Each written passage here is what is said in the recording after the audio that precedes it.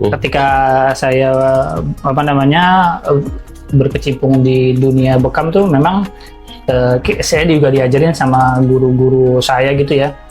Kenapa buka geria sehat? Kenapa buka itu tuh untuk memerangi pengobatan dengan kesyirikan gitu ya. Yang kayak perdukunan. Iya, kayak perdukunan. Terus kalau ada yang berbicara bilang nanti nanti jangan kaget ya kalau malam-malam ada yang pijetin gitu. Ada yang begini, ada yang begitu. Itu karena syarat sahnya orang sehat itu menggunakan pengobatan yang Allah ridhoi gitu. Itu berbicara dengan bekam memang pengobatan purba. Pengobatan purba ya. Jadi pengobatan yang memang sudah lama. Karena ini pengobatan karena sunahnya para nabi, salah satu sunahnya para nabi itu adalah berbekam. Dan berbekam benar tuh kata Syekh Blangkam tuh sudah dilegitimasi oleh Rasulullah SAW dengan hadisnya itu khairu matada wa itum bihil hijamah. Khairu matada itu sebaik-baiknya pengobatan yang kalian lakukan adalah berbekam. Ada beberapa hadis lagi inna amsala matada wa itum bihil hijamah. Jadi pengobatan yang paling ideal adalah bekam. Dan ada satu lagi inna afdhala matada wa itum bihil hijamah. Sesungguhnya hijamah itu bekam pengobatan dia paling afdal adalah hijamah. Hijamah itu bahasa Arab, bekam bahasa Indonesia. Di Indonesia kan. Betul. Nah itu yang itu harus dia tanya tuh sertifikasinya ada apa? Ya udah kita foto, kita tunjukin gitu. Baru dia mau undang kita untuk bekam direktur-direktur mereka gitu. Wah ini menarik sih. Nanti saya coba buat dibekam langsung ini ya. Oke. Bisa ya? Bisa insya Allah. Ini biar pemirsa juga tahu nih di rumah bahwa ini bukan bukan sekadar konten loh teman-teman. Oke Ustadz, ini sebelum saya nanti dibekam nih kasih kasih saya alasan nih kenapa saya tuh harus dibekam. Kenapa harus? Terus ada nggak kira-kira tanggal-tanggal tertentu yang memang dianjurkan dan disunahkan oleh baginda Rasul ya untuk baiknya dilakukan tanggal sekian gitu oleh baginda Rasul? Iya. Kenapa harus bekam ya? Kenapa harus bekam itu? Di bekamnya kita bisa. Yang penting kalau dalam susah tidur itu biasanya kan ada pikirannya. Saya punya ini, punya moto dalam hidup gitu ya, supaya nggak terlalu banyak pikiran. Itu nanti titik bekamnya ada, tapi yang yang saya amalkan gitu biar nggak terlalu banyak pikiran tuh ana inda dhani abdi. Kata ulangi apa tadi? Ana bersama kita bangun persaudaraan di atas perbedaan bersama CNPUG.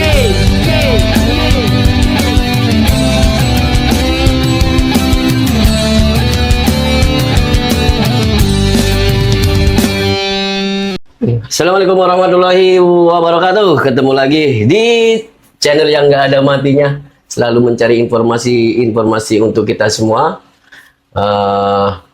Ada satu hadis atau apa dari kaul para ulama, utlubul ilma walau bisin. Carilah ilmu walau ke negeri Cina. Dan kali ini saya mengajak Anda untuk belajar bersama, mengenal dan lebih mendalami apa itu bekam. Jadi salah satu metode pengobatan ala Rasulullah Shallallahu Alaihi Wasallam.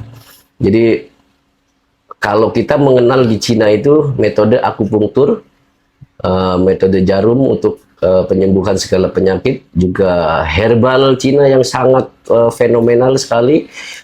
Di Islam, di kita langsung dilegitimate sama baginda Rasulullah SAW, yaitu metode bekam. Saya sudah mengundang narasumber kita yang bukan kaleng-kaleng nih guys, teman-teman semua, dari Geria Sehat Ibnu Soleh. Nanti kita ulik sejenak kenapa visi dan misi dan kenapa memilih metode bekam sebagai jalur kontribusi dengan kesehatan di masyarakat. Kira-kira seperti itu ya teman-temannya. Kita jangan pernah berhenti untuk belajar dan belajar. Kita sambut Pak Nakib. Assalamualaikum Waalaikumsalam warahmatullahi wabarakatuh. Selamat datang di studio Chef Blangkon. Ini sebenarnya dari judulnya Chef Blangkon, Chef jelas Blangkon. dong ya. Udah tahu bahwa basically Chef Blangkon ya kulineri lah. Kuliner. Tapi ini agak menyimpang dikit, gak apa-apa lah. Oh, nggak Namanya ilmu kan di mana aja. Iya, betul. Yang penting tujuan kita itu sosial dan mengedukasi masyarakat luas. Amin, amin. Ini panggilnya apa nih? Habib apa? Nagib, Apa nih? Nagib aja. Nagib aja, Nagib. bukan Habib nih ya. Bukan ya. Gua harus sungkem nih kalau apa kabar? Sehat? Alhamdulillah. Alhamdulillah, Fer. Ada hubungannya juga dari bekam sama kuliner. Karena ketika di bekam nafsu makan bertambah. Oh begitu ya. Iya. Jadi jangan pesimis dulu nih teman-teman Nah, ada semua. masih ada hubungannya. Ada hubungannya. Selama kita sehat, makan kita juga sehat gitu ya. Betul. Oke, asik sih. Pak, lagi nih nanti kita akan bahas apa aja nih? Nanti kira-kira tadi saya udah merangkum nih Baik. tentang, coba kenalin dulu bekam itu apa gitu Pak. Oh, ya. Pertama saya memperkenalkan nama saya Nagib. Untuk lebih ingin dikenalnya dengan Nagib Bekam, geria sehat saya ada di Kemayoran di Hutan Panjang Timur nomor 6. Saya bukan siapa-siapa juga di dunia bekam, masih banyak senior-senior saya. Saya hanya ingin berbagi aja, berbagi ilmu ya, meskipun sedikit. Ketika ilmu ini disampaikan, insya Allah Bermanfaat nanti ya. bermanfaat untuk umat, insya Allah. Hanya itu aja. Jadi bukan siapa-siapa juga di dunia bekam, insya Allah hanya menebar manfaat aja meskipun sedikit. Bahwa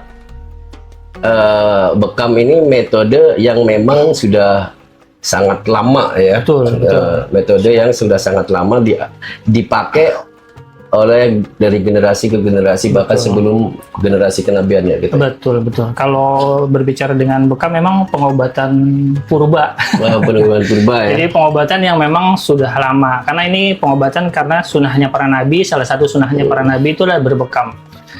Dan berbekam benar tuh kata Syekh Blangkam tuh sudah dilegitimasi oleh Rasulullah SAW dengan hadisnya itu khairu ma tada wa itum bihil hijamah. Khairu ma tada itu sebaik-baiknya pengobatan yang kalian lakukan adalah berbekam. Ada beberapa hadis lagi, inna amsala ma tada wa itum bihil hijamah. Jadi pengobatan yang paling ideal adalah bekam. Dan ada satu lagi, inna afdhala ma tada wa itum bihil hijamah. Hijamah Sesungguhnya itu bekam ya? pengobatan dia paling afdal adalah hijamah. Hijamah itu bahasa Arab. Bahasa bekam Arab. bahasa Indonesia. Di Indonesia kan. Betul. Oke, jadi itu ya. Ini udah ngeluarin hadis Rasul loh. Iya.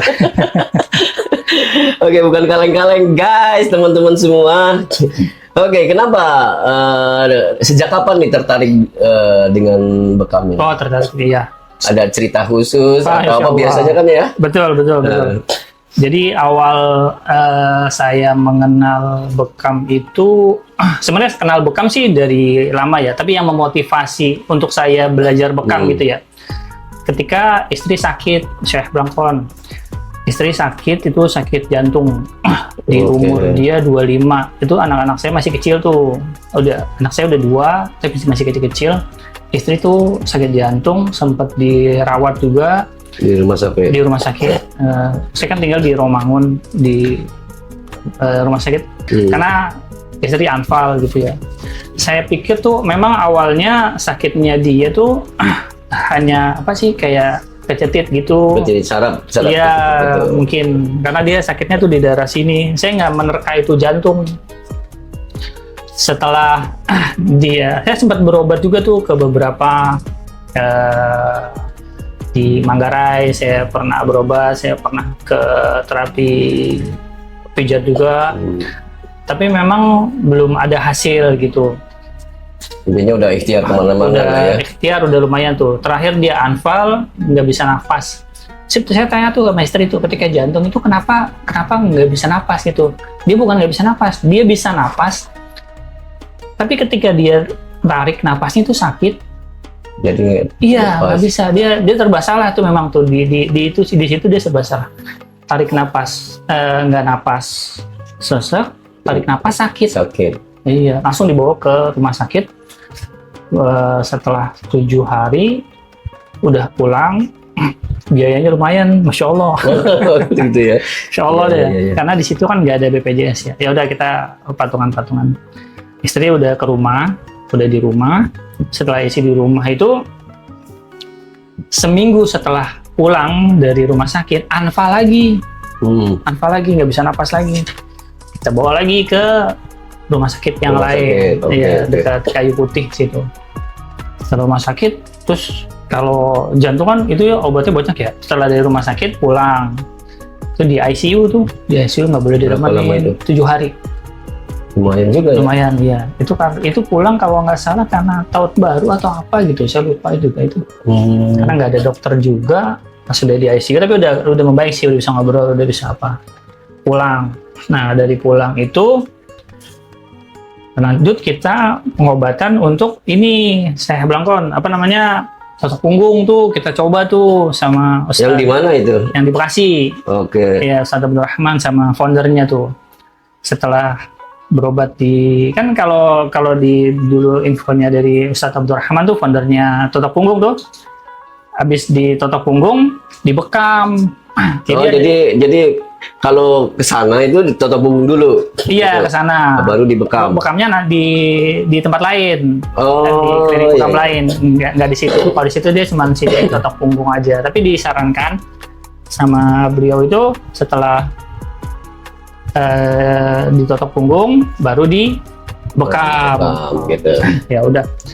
Kan karena kan saya mahromnya kan, kalau Ustaz Abdul Rahman ketika mengobati istri saya tuh harus ada mahrom saya. Nah saya sering ngobrol tuh, Jadi dari situ sering ngobrol. belajar. Terus dia bilang, udah kamu belajar aja, belajar Oke. aja.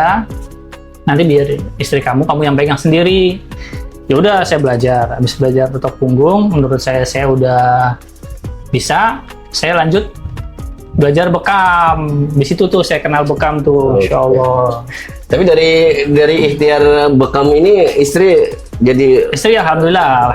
sekarang udah sehat. Udah sehat, kecuali dia terapinya itu kalau dia sembuh 100% enggak. Kalau dibilang sembuh 100% enggak, tapi dia udah bisa naik motor, udah bisa naik sepeda. Dia Istilahnya tuh udah beraktivitas. udah lagi. 80% sampai 85% udah aman. Kecuali dia terlalu capek. Kalau dia terlalu capek, misalkan pagi ada aktivitas, siang ada aktivitas, sore ada aktivitas, malam juga ada aktivitas, dia agak sedikit Oke, nyeri. oke. Tapi kalau selain itu nggak aman. Tapi nggak ada waktu di rumah sakit nggak ada pemasangan ring atau apa gitu? Atau? Nah, karena istri masih muda, umurnya 25. Oh, gitu. Jadi memang tidak disarankan. Tidak ya. Tapi Hanya oke. disarankan mengurangi berat badan aja waktu itu tuh dokternya bilang.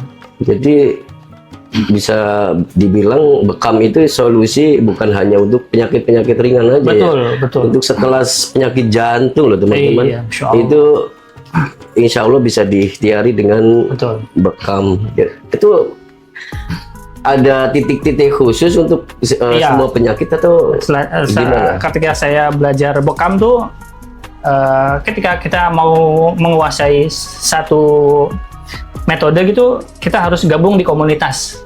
Ada komunitas ya, juga. ada komunitas ya, namanya apa?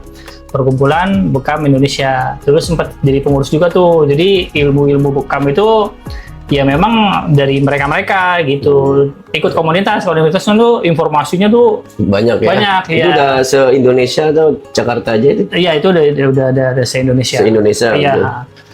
Udah gabung jadi ikut pengurus. Nah, keilmuan saya tuh meranjak naik tuh dengan ikut komunitas bekam.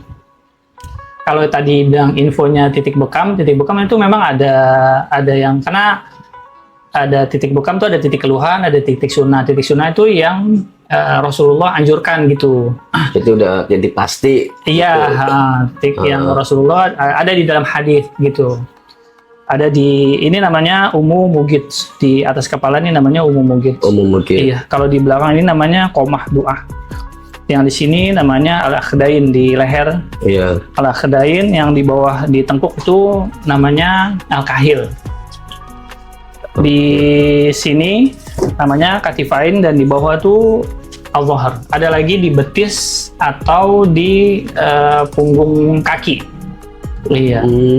Jadi ada Dhahrul qadam. Iya, titik-titik sunnah yang titik sunnah yang kayak wajib cara ininya. iya, titik sunnah nggak wajib sih. Tapi yang udah ada hadisnya menurut buku-buku bekam Ya, gitu. oke. Ini pengalaman baru, ini istilah-istilah yang asing sih. Iya, betul. Agak lumayan asing untuk istilah-istilahnya, tapi ilmu ini ilmu, Iya, ilmu, insyaallah. ilmu banget, bahwa ilmu Allah itu sangat luas sekali. Iya, betul. Jadi buat kalian jangan merasa sombong dengan ilmu yang kalian miliki Iya, sekarang. Masih banyak yang Masih nggak kalian ketahui. Betul. Gitu sih.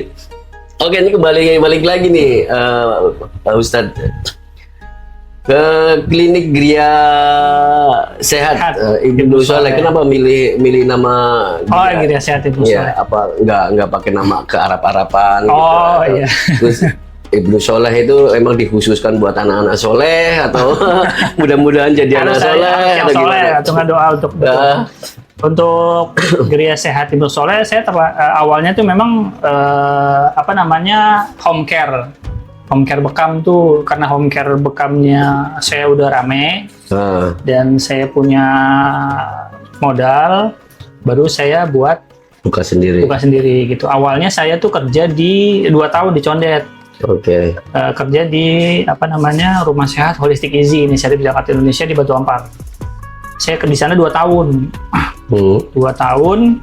Nah, modal saya buka klinik itu dari sana tuh. Jadi Ilmunya, karena ilmu dari klinik, ilmunya, iya. terus modal Modal finansialnya dari gitu lah ya. Home Care, kalau modal ilmunya dari Rumah Sehat Holistic Easy. Dari sana saya belajar, oh seperti ini klinik gitu. Berbeda memang cara pengelolaannya sama home care gitu. Udah, saya pernah juga di Duren Sawit, lalu saya buka di Kemayoran ini. Kemayoran ini udah 2 tahun. Oh, udah 2 tahun udah ya. 2 tahun. Oh, Alhamdulillah.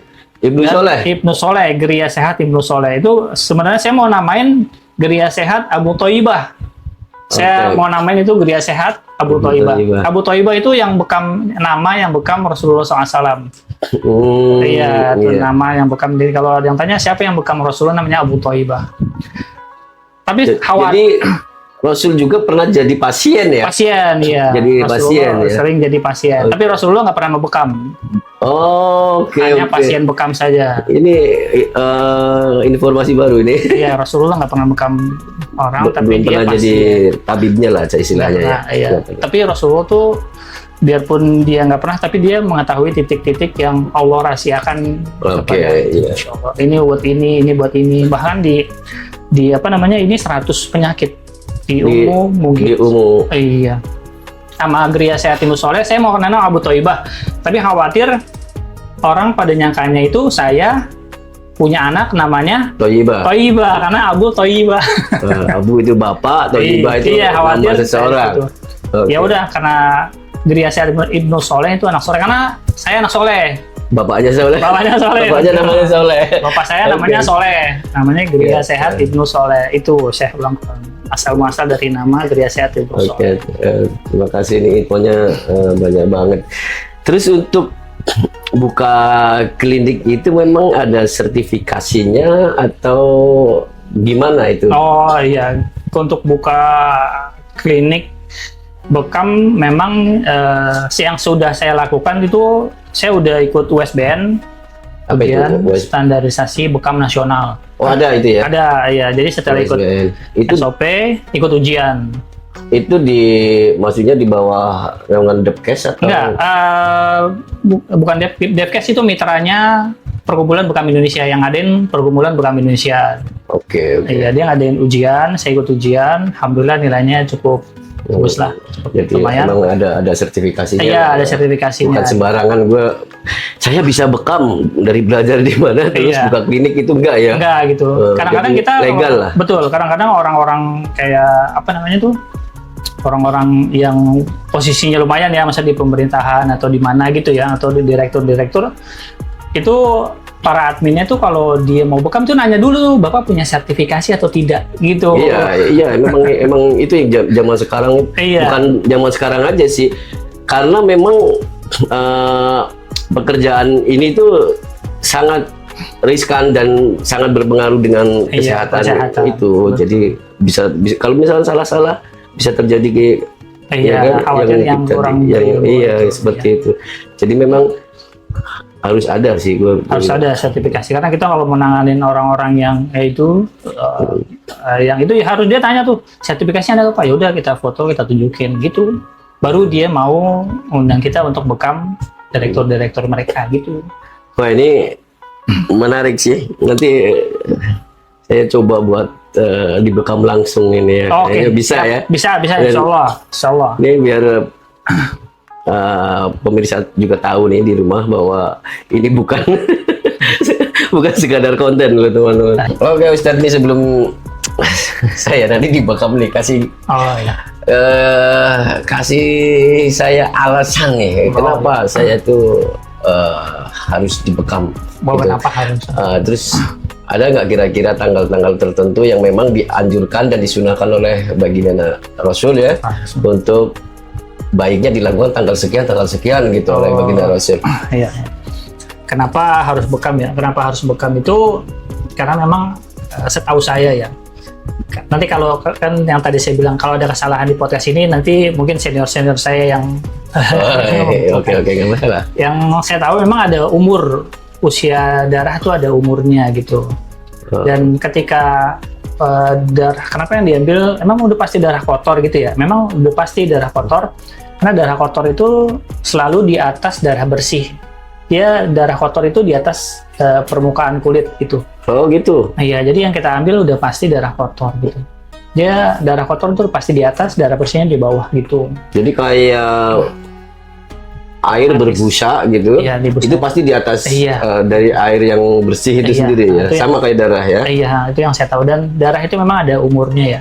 Tepat umurnya saya kurang tahu ya, kemungkinan 120 hari kemungkinan. Tapi nanti tolong dibenerin aja karena ada batas usia umur darah. Umur gitu. darah, oke. Ya, makanya darah itu harus dikeluarkan. Ketika darah Mati kotornya atau darah yang stagnan dikeluarkan, nanti dia akan regenerasi darah baru. Oke. Ini termasuk cuci darah. Daripada sebelum cuci darah di rumah sakit, baiknya melakukan bekam rutin. Iya, oke lah. Terus ada yang tadi Oh, tuh, yang tadi apa namanya tanggal yang benar disunahkan ya Tanggal atau sunah. dianjurkan gitu. Sebenarnya sampai dengan ada di beberapa buku-buku bekam itu nggak ada larangan untuk tanggal berapapun gitu. Yang ada juga yang ada yang info bahwa hari Rabu nggak boleh bekam. Itu boleh diamalin, boleh juga enggak karena hadisnya itu dhaif. Boleh di hari Rabu, kalau ada yang bilang boleh di hari Rabu ya boleh, ada yang bilang di hari Rabu nggak boleh ya udah silakan pakai yang itu. Kalau yang Rasulullah anjurkan memang ada man ihtajama li sab'a asyara wa tis'a asyara wa ihda wa ishrin kana syifa min kulli da.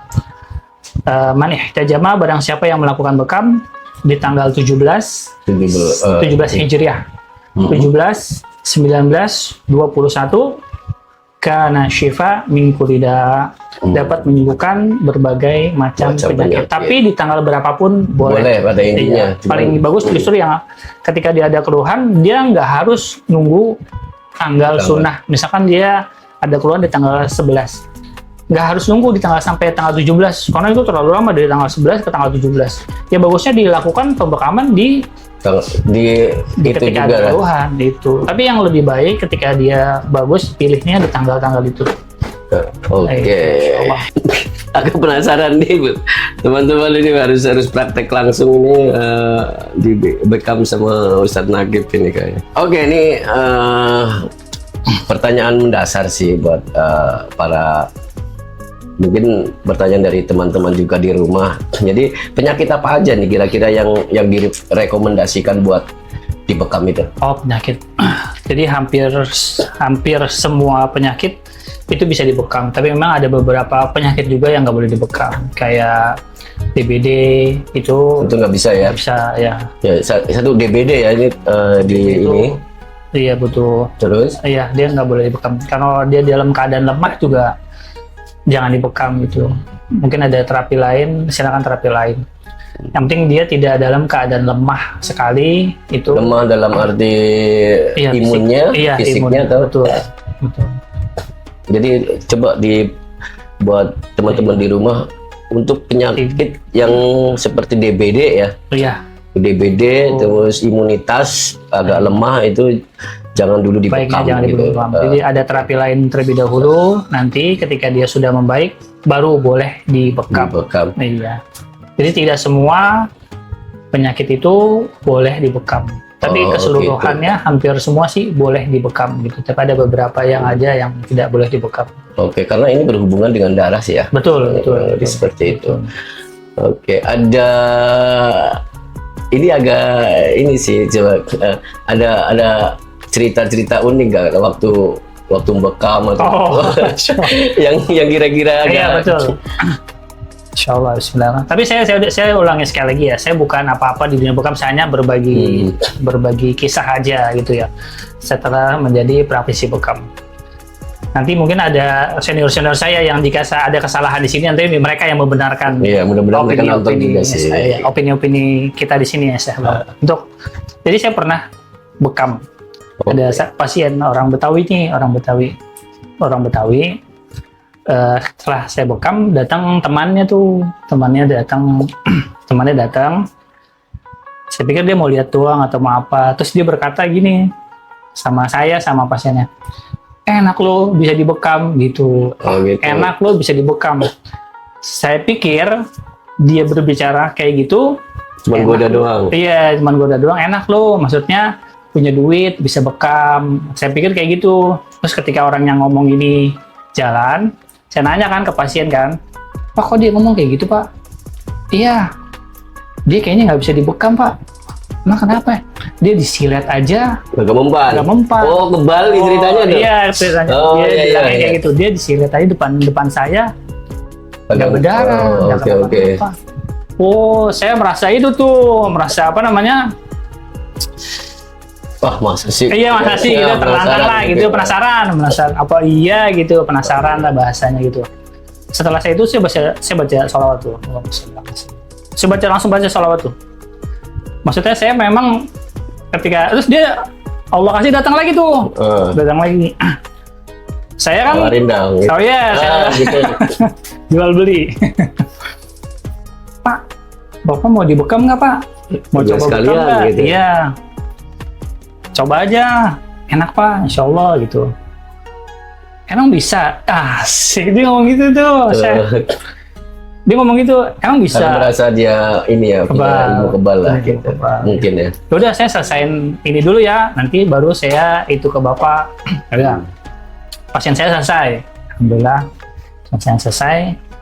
Pak, ini mau langsung dibekam atau di kop dulu? Kalau saya sih biasanya di kop dulu ya, beberapa menit. Jadi ketika agar kop itu proses pembahalan juga. Jadi ketika Ini nggak sakit. iya, tidak terlalu sakit. Udah, terserah lo aja katanya gitu. Kan orang betul kan. Terserah lo aja deh. Ya udah Pak. Bismillah deh. Saya masih terus tuh baca sholawat.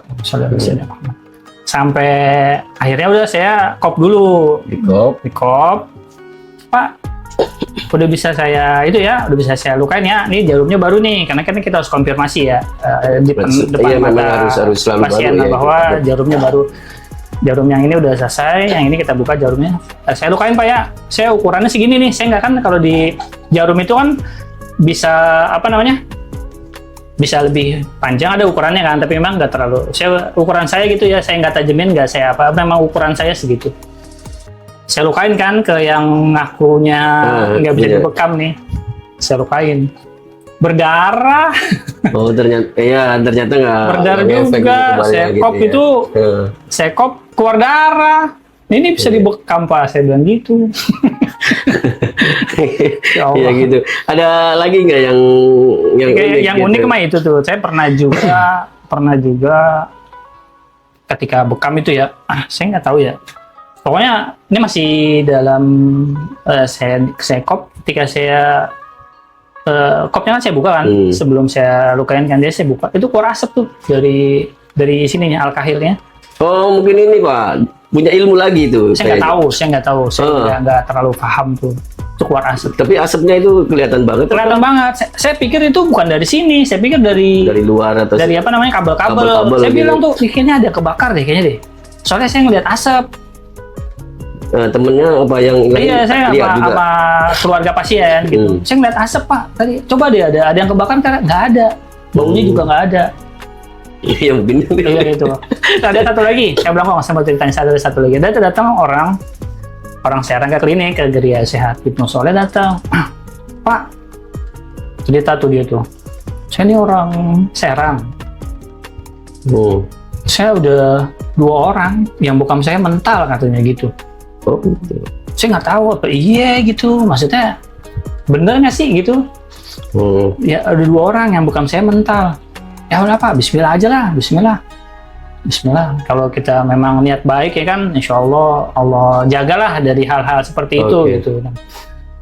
Udah tuh, saya bekam tuh. Dari awal sampai akhir biasa-biasa aja Pak. Biasa-biasa aja. Alhamdulillah Allah itu. Jadi memang pengalaman Itu ya.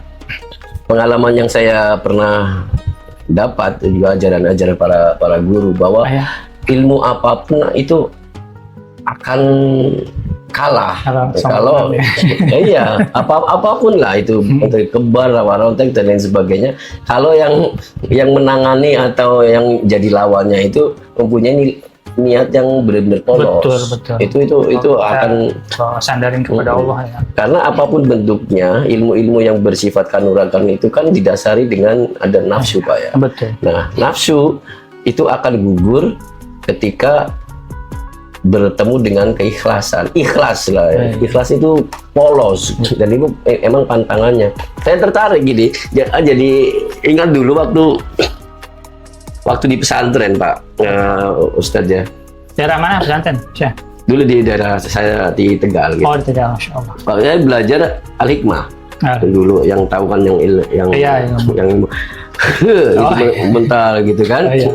Itu nggak akan bereaksi ketika lawannya itu orang orang polos, orang yang ini. Tapi kalau yang menjadi lawan, istilah kata yang ini, dia menyerang dalam arti dia punya nafsu buat menyerang kita, dengan sendirinya dia akan terbang. Nah, itu pernah di iniin ya.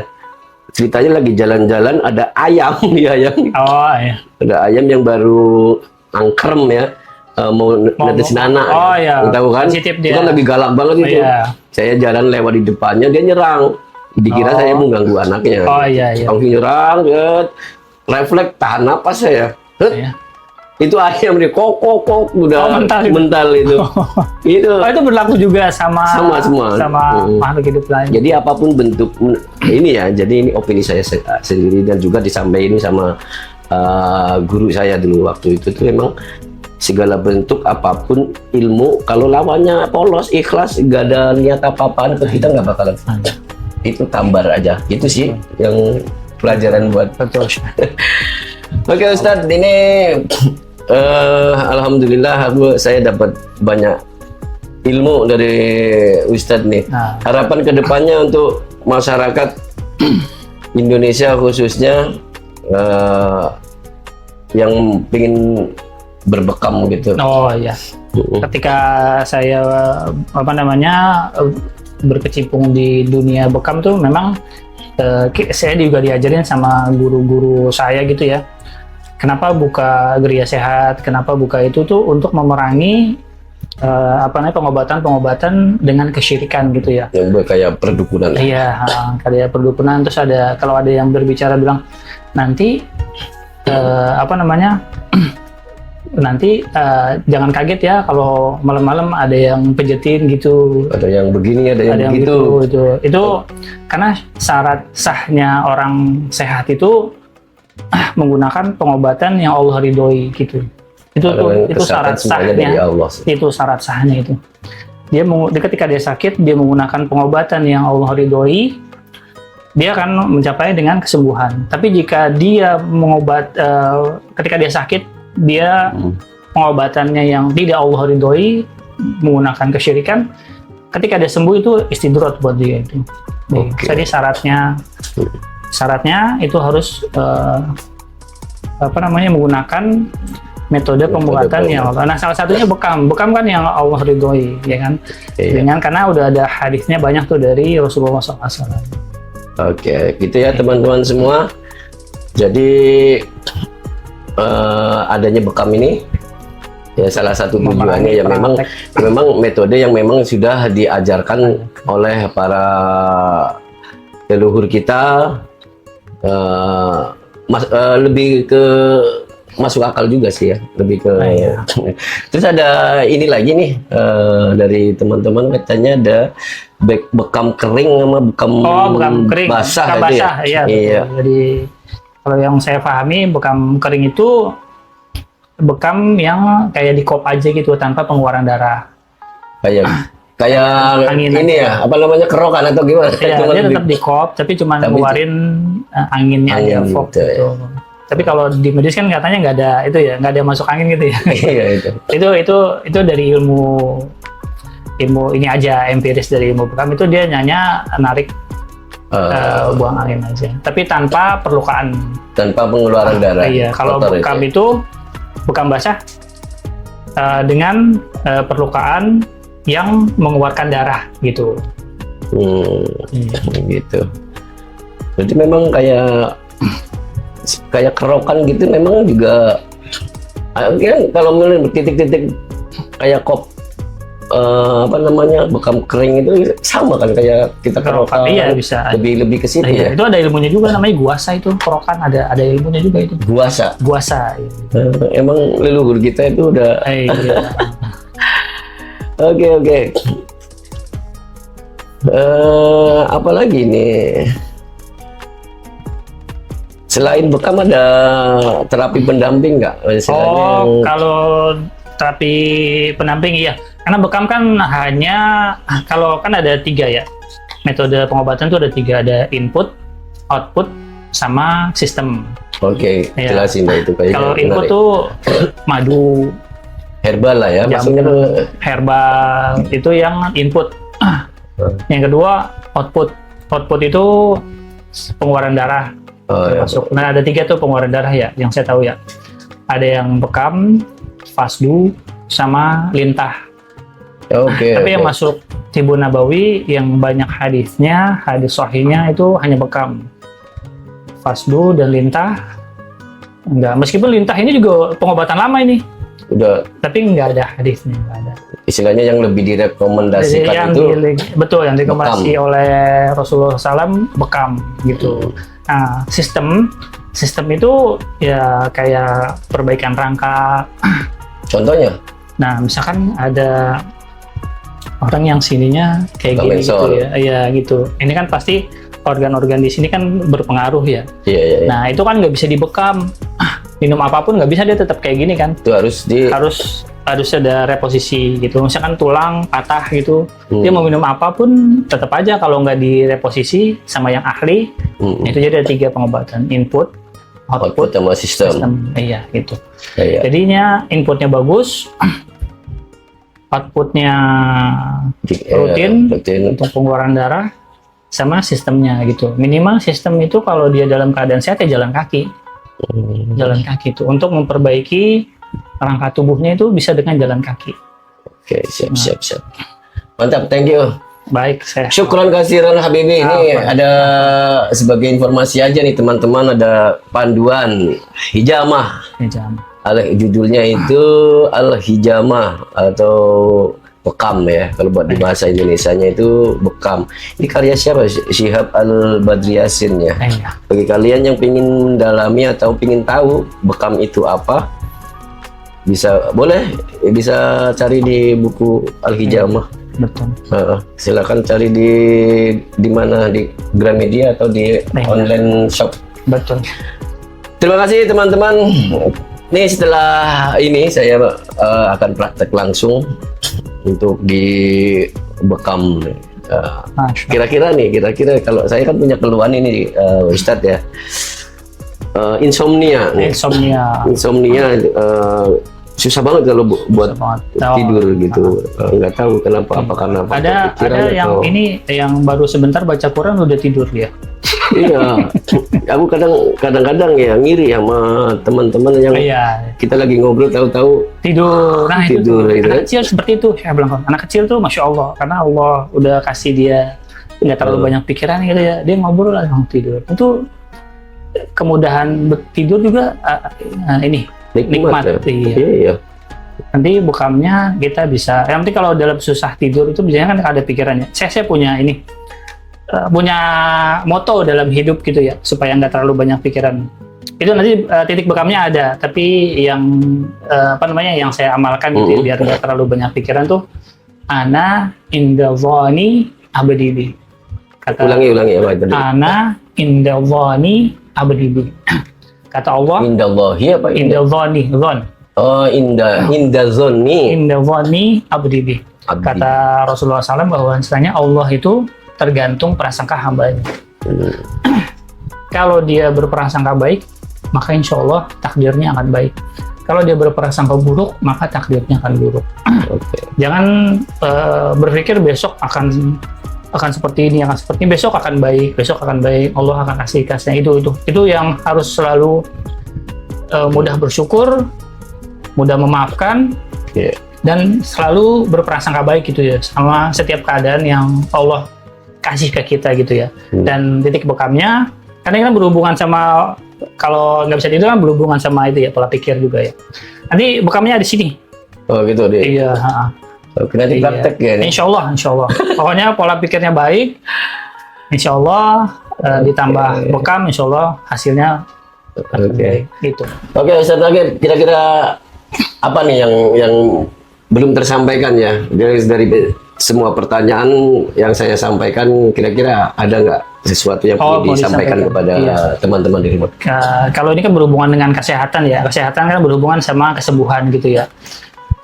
Pokoknya wa idza maridtu fahuwa yashfin. Pokoknya kesembuhan itu mutlak Allah yang punya gitu. Kalau ada yang tanya, Pak bisa sembuhin saya? Nggak bisa gitu. Allah yang punya kesembuhan tersebut gitu. Ikhtiar kita dengan cara yang Allah ridhoi, nah kesembuhan itu mutlak 100%. 100%. Kita nggak punya 2% aja nggak punya, 1% aja nggak punya, kita nggak bisa. Mutlak Allah. Mutlak Allah. Pokoknya kalau ada penyakit apapun, ya kita ikhtiar terus kita sandarin sama Allah Subhanahu Wa Taala. Ya, nah itu terserah Allah mau. Jadi kalau Allah mau sembuh juga nggak pakai bekam juga bisa. Bisa. Iya. Pokoknya Allah mau sembuh. Kalau Allah nggak mau kita bisa apa gitu. Iya. Tapi ikhtiar Ikhtiar itu. dan semua ikhtiar Iya itu betul. emang diharuskan. Diharuskan sebagai Iya, manusia. betul. Tapi kesembuhan milik Allah, hanya Allah yang mampu menyembuhkan untuk menyembuhkan. hambanya. Ada lagi kira-kira? Itu aja. Nah, itu aja. Oke. Itu saya mengulangi, mengutip aja sih dari apa yang disampaikan oleh Ustadz Nagib tadi, bahwa Allah itu tergantung prasangka kita gitu. Jadi kalau prasangka kita baik, insya Allah juga akan ngasih sesuatu kebaikan juga. Buat kalian semua. Kurangi prasangka buruk baik pada pencipta maupun terhadap makhluk-makhluk Allah lainnya. Betul.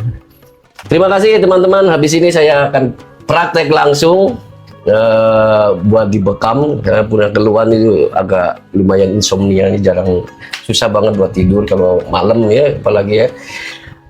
Terima kasih udah nemenin kita selama udah sekitar 1 jam lebih ya. Betul. Mudah-mudahan kalian semua sehat selalu dan selalu mendapatkan ridho dari Allah Subhanahu wa Ta'ala. Amin. Terima kasih waktunya. Jangan lupa subscribe, like, and share. Thank you. Kita akan bekam sekarang nih. Oke, insyaallah. Thank you, Ustadz. Ya, sama-sama. Thank you. Ya, terima kasih.